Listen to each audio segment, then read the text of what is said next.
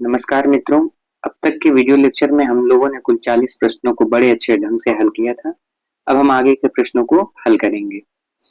देखिए हमारा 41वां प्रश्न क्या है। कह रहे हैं कि परीक्षा गुरु उपन्यास का प्रकाशन वर्ष।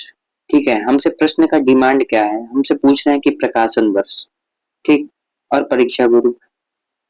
तो पहला ऑप्शन है 1882 ईस्वी, 1884 ईस्वी, 1883 ईस्वी, 1885 ईस्वी। तो इसका सही उत्तर क्या हो जाएगा? 1882 ईस्वी। तो आप देखेंगे कि जो परीक्षा गुरु है, परीक्षा गुरु उपन्यास का प्रकाशन वर्ष कब था? तो 1882 ईस्वी में था। लाला श्रीनिवास द्वारा रचित परीक्षा गुरु उपन्यास हिंदी का प्रथम मौलिक उपन्यास माना जाता है। और आपको यह पता ही होगा कि परीक्षा गुरु को प्रथम प्रथम उपन्यास किन्होंने माना? तो आचार्य शुक्ल जी ने, आचार्य रामचंद्र शुक्ल ने परीक्षा गुरु को हिंदी का प्रथम मौलिक उपन्यास कहा है। आगे इसकी विषय वस्तु को बताते हुए लिख रहे हैं कि इसमें एक सेठ के पुत्र मदन मोहन की कथा वर्णित है। तो हमें यहाँ पे स्पष्ट हो जाता है कि इसका एक पात्र कौन है? मदन मोहन है।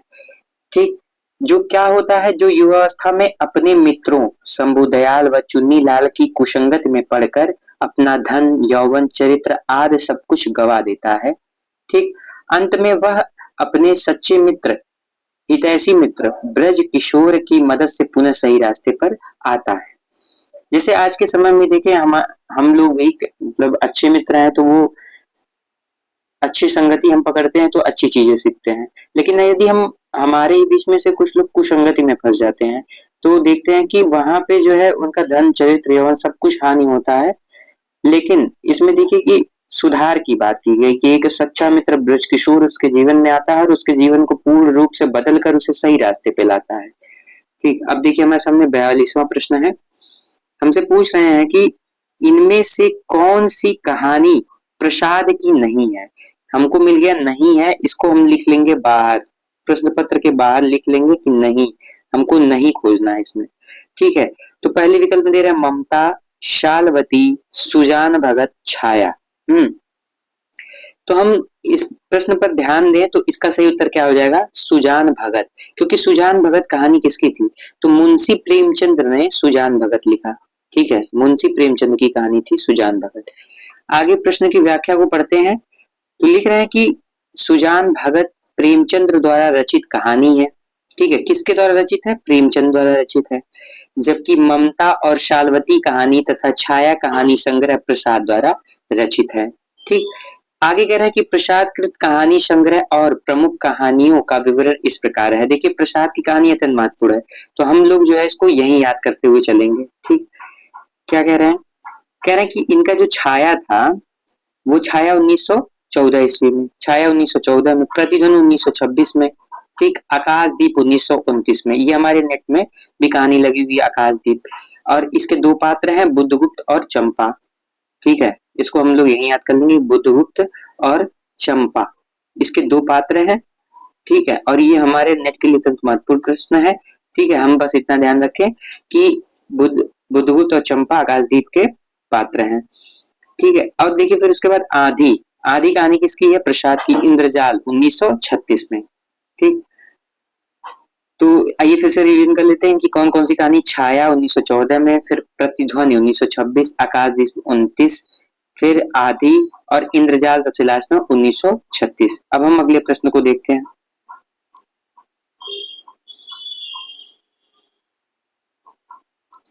अब देखिए यहाँ पे जो है प्रेमचंद की कुछ कहानियों का वर्णन है। उसमें हम देखते हैं कि ममता कहानी किसकी है? प्रेमचंद की है। शालवती, आग, चंदा, गुलाम, चित्तौर, उद्धार, गुंडा, पत्थर की पुकार, करुणा की विजय, उस पार का योगी, खंडहर की लिपि, प्रतिमा की पराजय, दुखिया शरणागत, विषाती, संदेह, मधुआ, पुरस्कार, चित्र मंदिर, देवरथ, सुनहरा सांप। ठीक है, तो ये सारी कहानी किसके हैं? ये सारी कहानी प्रसाद जी के हैं। ठीक है, प्रसाद जी के ये सारे कहानी है जिसमें पुरस्कार अत्यंत महत्वपूर्ण है। पुरस्कार कहानी अत्यंत महत्वपूर्ण है। तो ममता, शालवती, आग, चंदा, गुलाम, चित्तौर, उद्धार, गुंडा, पत्थर की पुकार, करुणा की विजय, उस पार का योगी, खंडहर की लिपि, प्रतिमा की पराजय, दुखिया, शरणागत, विशाखी, विषाती, संदेह, मधुआ, पुरस्कार, चित्र मंदिर, देवरथ, सुनहरा सांप, ये सब कहानी किसके हैं? ये जयशंकर प्रसाद जी की कहानियां हैं। अब देखिए हम अगले प्रश्न में बहुत ध्यान से पढ़ते हैं। कह रहे नया रास्ता कहानी के लेखक कौन है? ठीक है, चर्चित लेखक नहीं है। ठीक है, वहां देखिए अचर्चित लेखक से प्रश्न उठा रहे हैं कि नया कहानी, नया रास्ता कहानी। ठीक है, लेकिन अब तो चर्चित हो गए। यदि असिस्टेंट प्रोफेसर 2016 की परीक्षा में यह प्रश्न पूछ लिया गया तो हमारे लिए तो यह प्रश्न महत्वपूर्ण हो गया। तो पहले विकल्प में राम प्रसाद निरंजनी, ठीक है, राम प्रसाद पहाड़ी, डॉक्टर सत्य प्रकाश संगर, इस्मत चुगताई। तो देखिए इसमें क्या सही हो जाएगा? तो इसमें सही हो जाएगा राम प्रसाद पहाड़ी, राम प्रसाद पहाड़ी। ठीक है, आइए अब हम राम प्रसाद निरंजनी पे कुछ बात कर लेते हैं। तो रामचंद्र शुक्ल जी राम प्रसाद निरंजनी को प्रथम प्रौढ़ गद्य लेखक की संज्ञा देते हैं। मित्रों बहुत महत्वपूर्ण, आप ध्यान दीजिएगा। रामचंद्र शुक्ल क्या कहते हैं? राम प्रसाद निरंजनी को प्रथम प्रौढ़ प्रौढ़ गद्य लेखक की संज्ञा दिया है।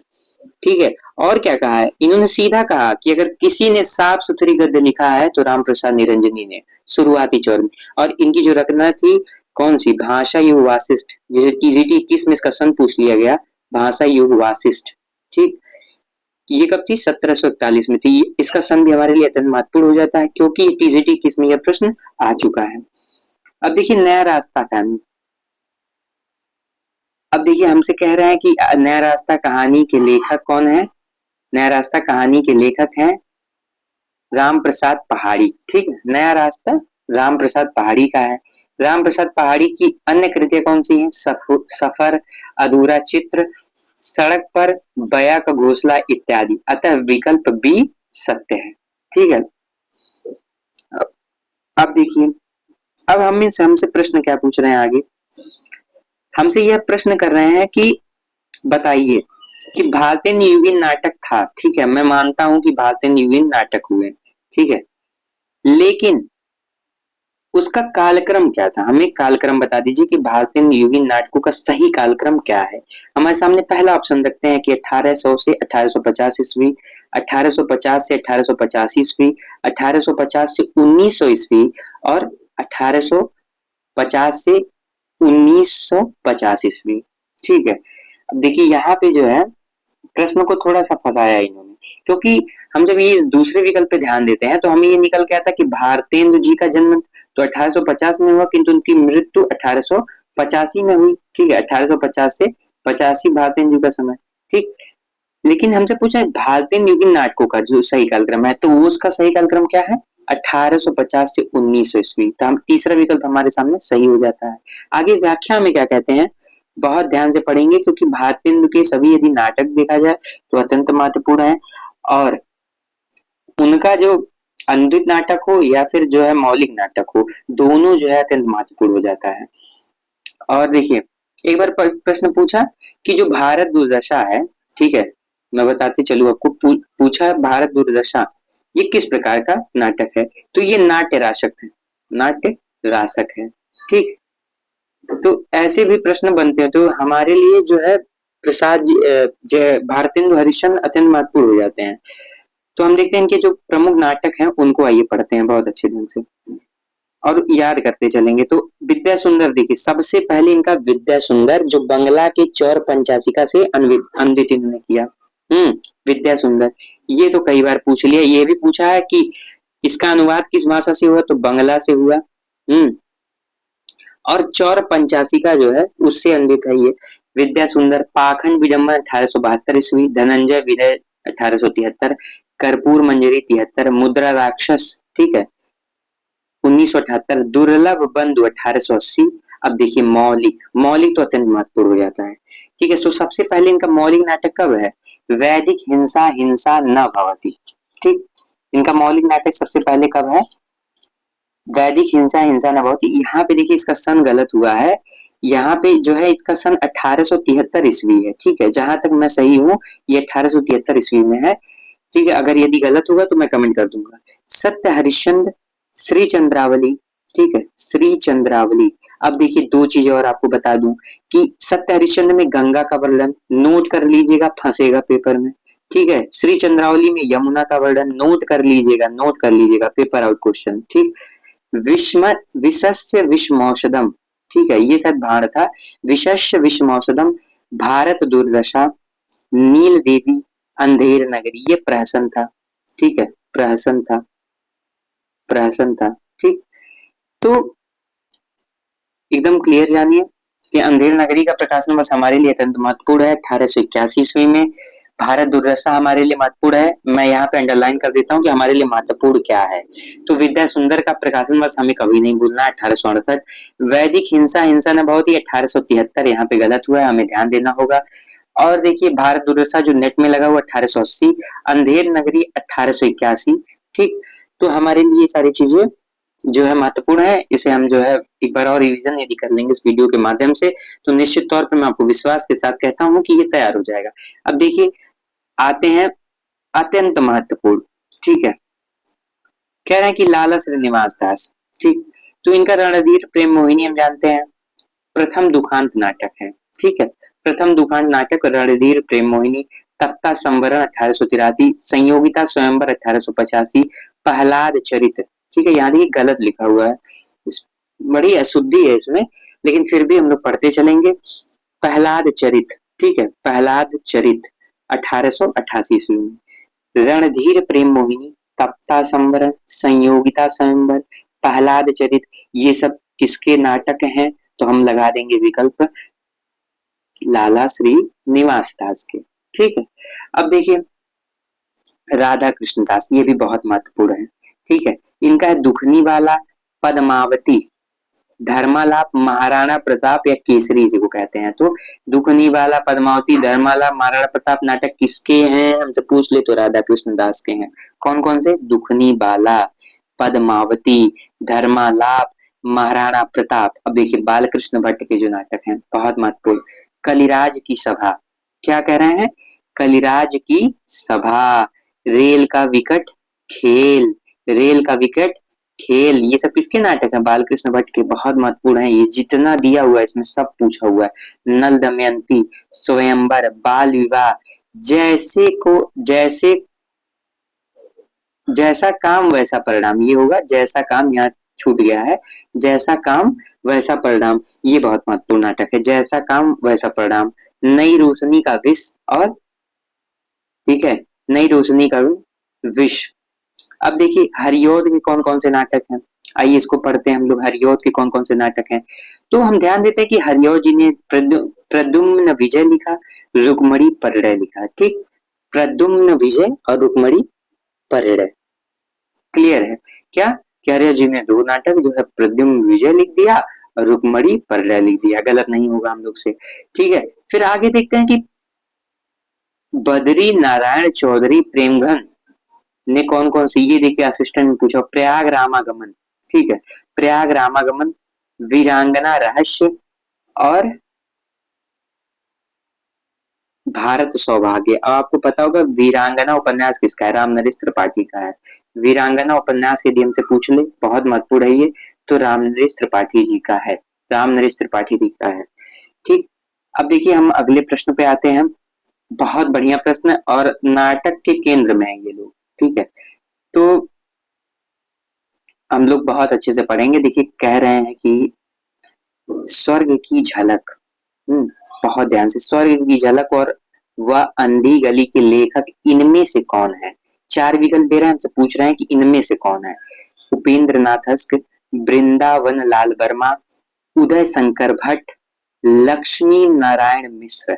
ठीक, तो देखिए आइए समझते हैं कि स्वर्ग की झलक और अंधी गली किसका है। देखिए ये है उपेंद्र नाथ अस्क का है, तो हमारा उत्तर सही हो गया, अस्क का है। ठीक, अब देखिए अंधी गली और अंधा युग, इसमें हमें कंफ्यूज नहीं होना है। अंधा युग हमसे पूछ ले तो हम सबके प्रिय धर्मवीर भारती जी का है, गीत नाट्य है, 5 अंक है, 1955 में है। ठीक, क्लियर है। और अंधी गली हमसे पूछ ले, अंधी गली पूछ ले तो उपेंद्र नाथ अस्क। ठीक है, अब देखिए अस्क को आप इश्क से जोड़िए, अस्क को इश्क से जोड़िए। ठीक है। तो इश्क में जब व्यक्ति होता है तो उसे स्वर्ग की झलक होती है और अंधी गली में वो घूमता है। ध्यान दीजिए, उपेंद्र नाथ अश्क, ठीक है, अश्क को जो है इश्क से जोड़िए और इतना ध्यान रखिए कि स्वर्ग की झलक और अंधी गली के लेखक कौन है? उपेंद्र नाथ अश्क हैं, क्योंकि इश्क में ही व्यक्ति स्वर्ग की झलक और अंधी गली में घूमता है, क्योंकि उसको कुछ समझ नहीं आता है। अब देखिए हम अगले प्रश्न पे जाते हैं।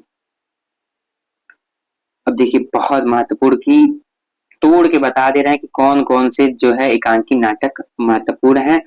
बहुत ध्यान से हम लोग पढ़ेंगे और अपना 100% देंगे। देखिए उपेंद्र नाथ अश्क, ठीक, इनसे पूछ रहे हैं कि देखिए स्वर्ग की झलक, अंधी गली, देवताओं की छाया में चरवाहे, तूफान से पहले, कैद और उड़ान, अधिकार का राक्षस, साहब को जुकाम है, जोंक, ये बहुत महत्वपूर्ण, और ये पर्दा उठाओ पर्दा गिराओ, ठीक, सूखी डाली, भंवर, लक्ष्मी का स्वागत, आदि, ये तो उठा के बाहर कर दीजिए। अब लक्ष्मी का स्वागत, ठीक है, इसको तो मत भूलिएगा, लक्ष्मी का स्वागत, ठीक है। हमें देखिए क्या ध्यान में रखना है, ज्यादा नहीं, हमारा जो है गलत नहीं होना चाहिए। हमसे स्वर की झलक पूछ ले, अंधी गली पूछ ले, पर्दा गिराओ पर्दा उठाओ, साहब को जुकाम है, ठीक है, लक्ष्मी का स्वागत, बस इतना आप ध्यान रख लीजिए। 4-5 ज्यादा मत याद करिए। स्वर की झलक, अंधी गली, साहब को जुकाम है, जोक, पर्दा गिराओ पर्दा उठाओ और लक्ष्मी का स्वागत। अब देखिए उदय शंकर भट्ट, ये चारों विकल्प में जो लोग है ना, ये लोग जो है एकांकी की दृष्टि से, नाटक की दृष्टि से बहुत महत्वपूर्ण है। तो हम लोग जो है इसको बहुत आराम से और समझते हुए चलेंगे, ठीक। देखिए अगला कह रहे हैं क्या कि उदय शंकर भट्ट के कौन कौन से एकांकी नाटक, एक ही शब्द में, आदिम युग, समस्या का अंत, आज का आदमी, स्त्री का हृदय, पर्दे के पीछे 10,000 इत्यादि, ये सब किनके हैं? उदय शंकर भट्ट जी के हैं। वृंदावन लाल वर्मा का देखिए क्या, लो भाई पंचलो, ठीक है, पंचो लो, कनेर, टंटा गुरु, शासन का डंडा, कश्मीर का कांटा, बांस की फांस, ठीक है, बांस की फांस, ये सब किसके? वृंदावन लाल वर्मा का है। अब देखिए हमारे लक्ष्मी नारायण मिश्र जी, उनके कौन कौन से हैं? तो अशोक वन, एक दिन, प्रलय के पंख पर, कावेरी में कलम, स्वर्ग के विप्लव, नारी के रंग, ये सब किसका है? लक्ष्मी नारायण मिश्र का है, ठीक है। इसको एक बार और हम लोग वीडियो को यदि देख लेते हैं तो विश्वास करिए ये चीजें आपको धीरे धीरे याद होंगी, ठीक। अब देखिए हम, आइए, बहुत बढ़िया, ये प्रश्न जो है मोहन राकेश जी से है, लेकिन जबरदस्त प्रश्न है। कह रहा है कि आधे अधूरे नाटक का मूल प्रतिपाद्य पूछ रहे हैं हमसे, ठीक है, कि मूल प्रतिपाद्य क्या है।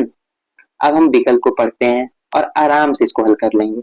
नौकरशाही है, कि मध्यवर्गीय परिवार की विसंगति है, कि चुनावी दलीय राजनीति है, कि क्या है? सामुदायिक बिलगाव है। तो देखिए आधे अधूरे, ठीक है, यदि मैं सही हूं तो ये 1969 में था, ठीक है। तो आधे अधूरे जो है 1969 में इनका नाटक था। देखिए इनके कुल 4 ही नाटक थे, जिनमें एक तो लास्ट वाला अधूरा था, इनके पुत्र कमलेश्वर ने पूरा किया उसको, ठीक। देखिए पहले तो आषाढ़ का एक दिन था, बहुत इंपॉर्टेंट, नेट में लगा हुआ है। चलिए पहले व्याख्या पढ़ते हैं और उसके बाद हम लोग चर्चा कर लेंगे। कह रहे हैं आधे अधूरे नाटक का मूल प्रतिपाद्य मध्यवर्गीय परिवार की विसंगति है, ठीक। इसमें क्या है कि मध्यवर्गीय परिवार की विसंगति को दिखाया गया है। कह रहे हैं यह मोहन राकेश द्वारा लिखित हिंदी का प्रसिद्ध नाटक है। कौन कौन सा प्रसिद्ध नाटक? आधे अधूरे। कह रहे हैं इसमें मध्यवर्गीय वैवाहिक जीवन की आर्थिक और मनोवैज्ञानिक दोनों प्रकार की विडंबनाओं का यथार्थ चित्रण हो। तो हमारा विकल्प क्या सही होगा? इसमें मध्य वर्गीय परिवार की विसंगति का वर्णन है। उत्तर हमें मिल गया। अब आगे देखिए क्या कह रहे हैं। कह रहे हैं इसके पात्र कौन से? देखिए बहुत इंपॉर्टेंट ये, महेंद्र नाथ सिंघानिया, जगमोहन जुनेजा, सावित्री, सावित्री बहुत महत्वपूर्ण, बिन्नी किन्नी अशोक। देखिए इसमें 2 पात्र महत्वपूर्ण है। एक तो महेंद्र नाथ जी हैं। कौन? महेंद्र नाथ, ठीक है, महेंद्र सिंह धोनी नहीं, महेंद्र नाथ, ठीक। और एक पात्र जो सावित्री है, ये बहुत महत्वपूर्ण है। तो सावित्री और महेंद्र नाथ पूछ ले किसके पात्र? तो आधे अधूरे। 2 प्रश्न हमारे तैयार हो गए। और देखिए फिर मोहन राकेश के जो नाटक है, 4 ही नाटक है, लेकिन प्रश्न तो बनेंगे वहां से। तो हम पढ़ लेते हैं। देखिए ये नेट में मिला, आषाढ़ का 1958, इसका प्रकाशन वर्ष ही महत्वपूर्ण है। लहरों के राजहंस, ठीक है, 1963 में। आधे अधूरे 1969 में। इनका जो सबसे अंतिम था, पैर पैरों तले जमीन, ठीक है, पैरों तले जमीन। तो पैरों तले जमीन किसका था? पैरों तले जमीन आपका था, इन्हीं का था, लेकिन इसको पूरा किसने किया? तो यदि मैं सही हूं तो कमलेश्वर ने इसको पूरा किया, कमलेश्वर ने पूरा किया। अब देखिए, अब हम अगले प्रश्न पे आते हैं।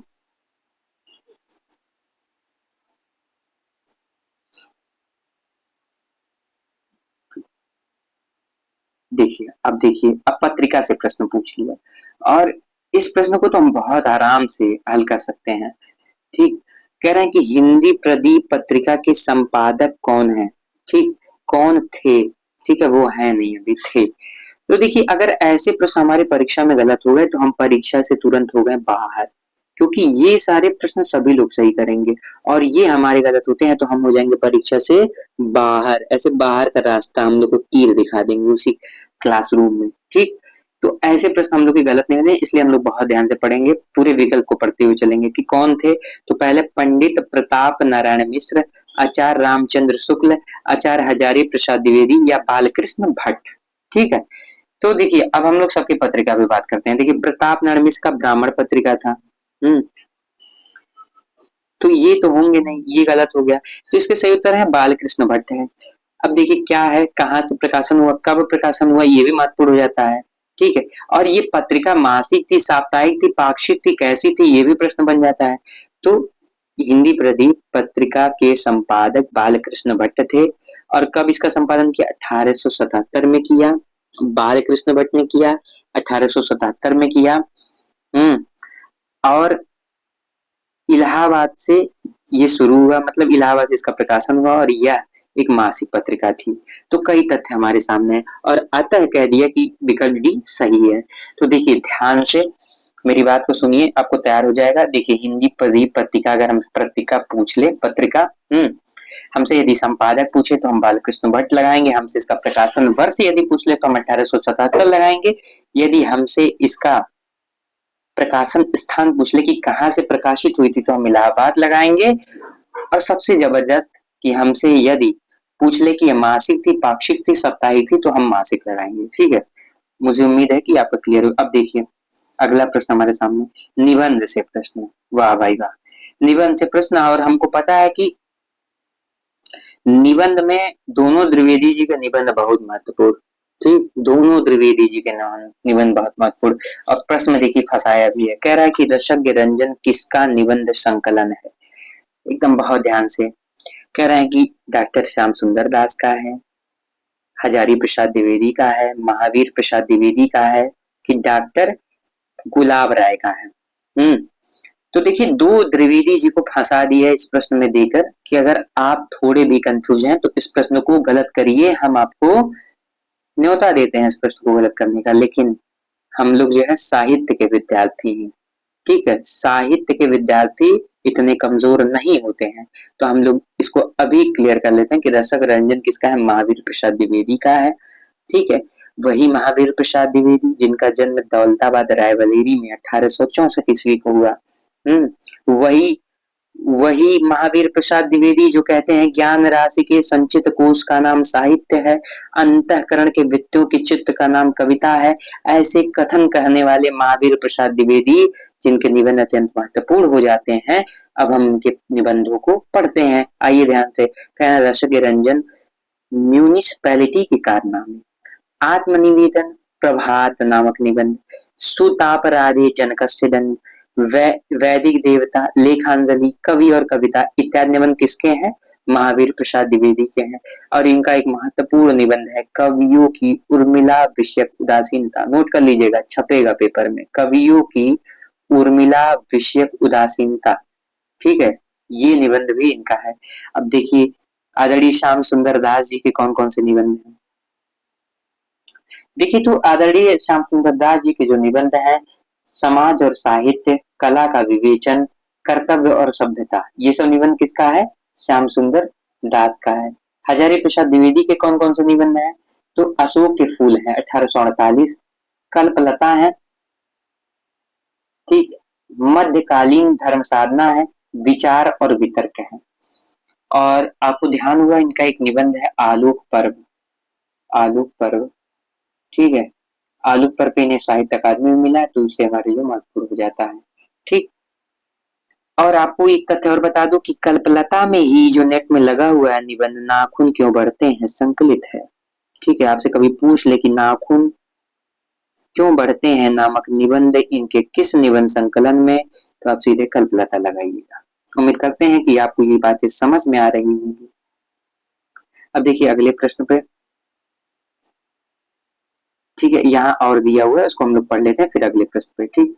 कह रहा है कि देखिए विचार प्रवाह नामक निबंध किसने लिखा, तो हजारी प्रसाद द्विवेदी। कूटज बहुत महत्वपूर्ण है, कूटज नोट कर लीजिएगा, फंसेगा। कूटज, साहित्य सहचर, आलोक पर्व, ये तो फंसेगा ही क्योंकि इस पे मिला है साहित्य, इस पे मिला है साहित्य, तो इसको नोट कर लीजिएगा, आपके लिए अत्यंत महत्वपूर्ण हो जाता है।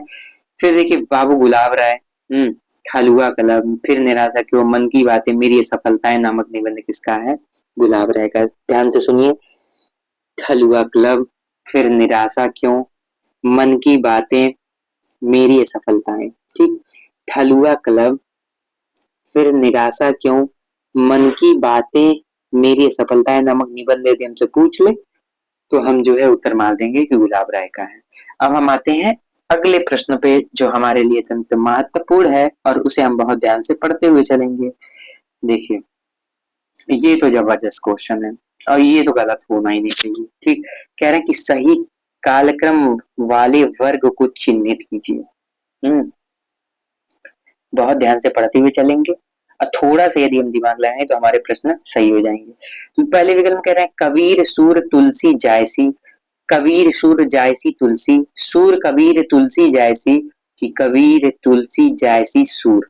तो देखिए सबसे पहले देखिए यदि हम ध्यान दें तो संत काव्यधारा आता है, ठीक। तो संत काव्यधारा में कबीर कबीर जिनका जन्म 1358 में हुआ, 1418 मगहर में इनकी मृत्यु हुई, जन्म काशी में हुआ, 1518 में, कुल कितने वर्ष जिए थे, 120 वर्ष का जीवन काल, ठीक है, कबीरदास जी का है, ठीक। संत काव्यधारा के प्रमुख कवि। अब देखिए सूरदास, उसके बाद आते हैं सूरदास, सूरदास जन्म 1478 में हुआ, ठीक है, कृष्ण काव्यधारा के प्रमुख कवि, और इनकी मृत्यु 1583 में हुई, ठीक है। अब देखिए जायसी, ठीक है, तो जायसी का जन्म इसमें बता रहे हैं, ये देखिए यहाँ पे गलत दिया हुआ है, ठीक है, जहां तक मुझे याद है ये गलत दिया हुआ क्योंकि जायसी का जन्म हुआ था शायद 1500 ईस्वी में और मृत्यु हुई थी 1542 में, ऐसे कुछ है, मैं इसको कमेंट कर दूंगा तो गलत मत याद करिएगा। तो, और तुलसी है 1532, तो एक बात तो क्लियर है कि ये 1500 के मतलब टच में है, तो जायसी उनसे पहले हैं तुलसी जी से। हम्म और देखिए ये लोग जो है वही प्रश्न बने हैं कि जो लोग बहुत महत्वपूर्ण हैं, ठीक है, कबीर को कौन नहीं जानता, सूर तुलसी जायसी, इनकी रचना से प्रश्न, इनकी रचना के विषय वस्तु से प्रश्न, इनके जीवन से संबंधित प्रश्न, ठीक है, सारे प्रश्न बन चुके हैं। तुलसी बाबा को, क्या आदमी थे, शानदार, अद्भुत। अब देखिए हम अगला प्रश्न पढ़ते हैं, तो देखिए कबीर का जन्म क्लियर कर लीजिए 1398, 1478, और इनका जन्म यदि मैं सही हूं तो 1500 ईस्वी के लगभग था, मैं आपको बता दूंगा, ठीक है, मृत्यु 1542 था, यही था इनका। और देखिए अब तुलसी की बात आती है, तुलसी बाबा की यदि बात करें तो 1532 में तुलसी बाबा का जन्म कब हुआ, 1532 में, ये हमारे लिए महत्वपूर्ण है, इनको तो रट लीजिए, तुलसी जी का जन्म कब हुआ, तो 1532 में हुआ। कब हुआ तुलसी जी का जन्म, कोई यदि आपसे पूछ ले कि तुलसीदास का जन्म काल बताइए तो आपको सीधे बताना है कब, 1532 में तुलसीदास जी का जन्म हुआ। फिर आपसे यदि पूछ ले कि ठीक है जन्म तो हुआ लेकिन आप बताइए कि इनकी मृत्यु कब हुई, मृत्यु कब हुई, तो इनकी मृत्यु हुई 1630, कुछ करना नहीं है, 1532 आप लिखे, ये अगर क्लियर है तो कुछ नहीं, एक बढ़ाना है या 16 और इसको उल्टा लिख देना है 1630। ठीक है। और जायसी का जो समय है देखिए 1492 इनका जन्म हुआ था, 1492 में जन्म, लेकिन इनकी मृत्यु कब हुई थी? 1542, यहाँ 1442 इसी वजह से मैं कंफ्यूज हुआ। 1542 में इनकी मृत्यु हुई, किसकी? जायसी जी की। आदरणीय जायसी जी की मृत्यु कब हुई? 1542 में। और इनका जन्म कब हुआ? 1492 में हुआ। और जैस नामक स्थान पर पैदा होने के कारण इनको क्या कहा गया? इनको जायसी कहा गया। और देखिए आखिरी कलाम में इन्होंने लिखा क्या है अपने जन्म के विषय में, वो बहुत महत्वपूर्ण है कि भावतार मोर नौसदी 30 बरस ऊपर कभी बदी। ठीक है, भावतार मोर नौसदी 30 बरस ऊपर कभी बदी। अब ये भी प्रश्न पूछ सकता है कि निम्न में से किस लेखक ने अपने जीवन जन्म काल के विषय में निम्न दोहे को कहा है या निम्न पंक्तियां कहा है? तो जैसी अगर पूछ ले किस रचना में, तो आखिरी कलाम में। ठीक है, जिसमें इन्होंने कयामत का वर्णन किया है। अब देखिए कि एक प्रश्न और आता है कि ये किसके शिष्य थे? ठीक है, तो ये शेख मोहिदी या मोहिद्दीन के शिष्य थे। शेख मोहिदी, शेख मोहिदी के शिष्य थे। ठीक, तो ये भी हमारे लिए अत्यंत महत्वपूर्ण हो जाता है। और इनकी पद्मावती 1540 में थी। पद्मावत कब था? पद्मावत 1540 में था। आज का हमारा लास्ट प्रश्न, और उम्मीद करते हैं कि आपको मजा आ रहा होगा पढ़ने में। ठीक है, हमसे क्या पूछ रहे हैं? देखिए प्रश्न हम लोग बहुत ध्यान से पढ़ते हैं। कह रहे हैं कि कला की सहायता से हम लोक के विश्व रूपी जीवन को समझने का साधन प्राप्त करते हैं। यह कथन किसका है? ठीक, तो देखिए क्या बता रहे हैं प्रश्न में, हमें एक कथन दे रहे हैं और पूछ रहे हैं कथन किसका है। तो पूछ रहे हैं कि कला की सहायता से हम लोक के विश्व रूपी जीवन को समझने का साधन प्राप्त करते हैं। जैसे हमको कला आ गई, ठीक है, तो हम कला से हेल्प लिए और क्या हुआ? तो जो लोक विश्व रूपी जीवन है, ठीक है, कला के द्वारा हम जो लोक के विश्व रूपी जीवन है उसको समझते हैं। मतलब कला का सहायता लिया और जो हमें लोक के विश्व रूपी जीवन को समझ लिया और उसका साधन प्राप्त कर लिया। किसके माध्यम से? कला के। ये कथन किसका है? तो हमारे सामने पहला विकल्प है डॉक्टर वासुदेव शरण अग्रवाल। ठीक है, वासुदेव शरण अग्रवाल, विजय देवनारायण शाही, डॉक्टर नगेंद्र या विजेंद्र स्नातक। तो हमारा विकल्प कौन सा सही हो जाएगा? वासुदेव शरण अग्रवाल हो जाएगा। ठीक है, ये किसका कथन है? वासुदेव शरण अग्रवाल का कथन है। ठीक है, बढ़िया प्रश्न है। लेकिन अब आ जाए तो हमें गलत नहीं करना है।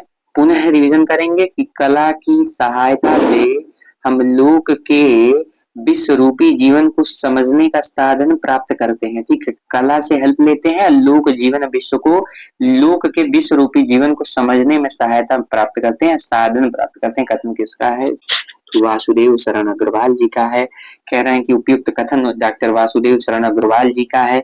वासुदेव शरण अग्रवाल हिंदी साहित्य में प्राचीन भारतीय संस्कृति के पुरातत्व के मर्मज्ञ एवं विद्वान थे। माने इनका जो फील्ड था हिंदी साहित्य पे, इन्होंने संस्कृत पे काम किया, इन्होंने पुरातत्व पे काम किया। ठीक, उनके द्वारा रचित पद्मावत संजीवनी व्याख्या, इस पे साहित्य अकादमी मिला है। ठीक, पद्मावत संजीवनी व्याख्या, ठीक है, एक टीका है जो पद्मावत पे है और इस पे साहित्य अकादमी मिला है, जिसके लिए उन्हें 1956 में साहित्य अकादमी पुरस्कार से सम्मानित किया गया है। तो हमारे लिए बहुत महत्वपूर्ण हो जाते हैं ये। कह रहे हैं उनकी कृतियां कौन है? तो निबंध में कह रहे हैं पृथ्वी पुत्र, कल्प वृक्ष, भारत की एकता। अब कल्प वृक्ष इनका, कल्पलता किसका है? हजारे प्रसाद द्विवेदी का है। कला और संस्कृति, ठीक है, कल्पलता इनका भी दे रहे हैं वागधारा आदि। ठीक, शोध ग्रंथ इनका पाणिनि कालीन भारत, जो इनका शोध ग्रंथ है पाणिनि कालीन भारत। ठीक, अब देखिए समीक्षात्मक ग्रंथ क्या है? कह रहे हैं कि मलिक मोहम्मद जैसे कृत पद्मावत, तथा कालिदास कृत मेघदूत की संजीवनी व्याख्या भी इन्होंने किया। अब सांस्कृतिक ग्रंथ इनके कौन कौन से हैं? तो भारत की मौलिक एकता, हर्षचरित एवं एवं सांस्कृतिक अध्ययन, हिंदू सभ्यता इत्यादि। ठीक, तो हमें बस इस कथन को अत्यंत महत्वपूर्ण ध्यान रखना है कि जैसे एक तो ये चीज हमें ध्यान रखना है कि अगर हमसे पूछ ले कि पद्मावत संजीवनी व्याख्या किसकी रचना है, तो हम वासुदेव शरण अग्रवाल लगाएंगे। और एक चीज और ध्यान रखें, इसमें साहित्य अकादमी मिला है, तो इसलिए यह लेखक अत्यंत महत्वपूर्ण हो जाते हैं। और एक जो सबसे जरूरी बात जो हमारे इस परीक्षा में पूछा कि कला की सहायता से हम लोग के विश्व रूपी जीवन को समझने का साधन प्राप्त करते हैं। ठीक है, कला से हेल्प लेके क्या करते हैं, जो इस लोक में विश्व रूपी जीवन है उसको समझने का साधन प्राप्त करते हैं। ठीक है, यह कथन विजय देवनारायण किसका है, यह कथन डॉक्टर वासुदेव शरण अग्रवाल का है। क्षमा चाहता हूं, ये कथन किसका, डॉक्टर वासुदेव शरण अग्रवाल का है। उम्मीद करते हैं कि आपको आज का वीडियो लेक्चर बहुत अच्छा लगा है और इसी तरह हम लोग पढ़ने पढ़ाने का सिलसिला जारी रहेगा। जय गुरुदेव।